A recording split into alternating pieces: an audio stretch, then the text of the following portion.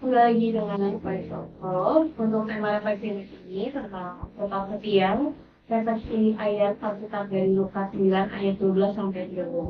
Lukas 19 ayat 12 sampai 13 berkata, pada waktu hari mulai malam, datanglah ke-12 muridnya kepadanya dan berkata, suruhlah orang banyak itu pergi, supaya mereka pergi ke desa-desa dan kampung-kampung di sekitar sini, untuk mencari tempat penginapan dan makanan, karena kita berada di tempat yang sulit.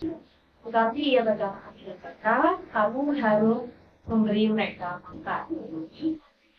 Nah, 3 pelajaran pertama tentang kesetiaan itu, yang pertama adalah kesetiaan di tengah keterbatasan. Jadi di Pemkot ini tuh menggambarkan situasi yang menentang, di mana murid-murid itu menghadapi ribuan orang yang sedang lapar di tempat sunyi tanpa sumber daya yang memadai. Respon mereka itu wajar, menyarankan agar orang-orang pergi mencari makanan sendiri. Namun Yesus bilang ke mereka dengan perintah harus memberi mereka makan. Seringkali dalam hidup kita itu merasa jembatan, misalnya kurang tenaga, kurang waktu, kurang uang, atau bahkan dengan kurang kesempatan. Nah, kita pun cenderung mencari jalan keluar yang lebih mudah, seperti yang dilakukan oleh murid-murid. Namun Tuhan mengajarkan kita untuk tetap setia dalam keterbatasan. Lalu yang kedua itu kesetiaan dalam mengandalkan Tuhan. Murid-murid hanya memiliki 5 roti dan 2 ikan, jumlah yang tidak masuk akal untuk memberi makan ribuan orang. Namun dalam tangan Yesus yang sedikit pun bisa menjadi cukup. Dalam kehidupan kita mungkin merasa tidak mampu menghadapi tantangan yang besar. Namun Tuhan tidak meminta kita untuk menyelesaikan semuanya dengan kekuatan sendiri. Dia hanya meminta kita untuk percaya dan menyerahkan apa yang kita miliki kepadanya. Kesetiaan itu berarti terus mengandalkan Tuhan, bahkan kita merasa tidak cukup. Lalu kesetiaan yang terakhir itu ada kesetiaan dalam melayani.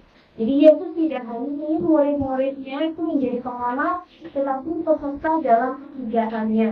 Nah, dia ini juga ingin mereka tetap setia dalam melayani meskipun dalam kondisi yang sulit.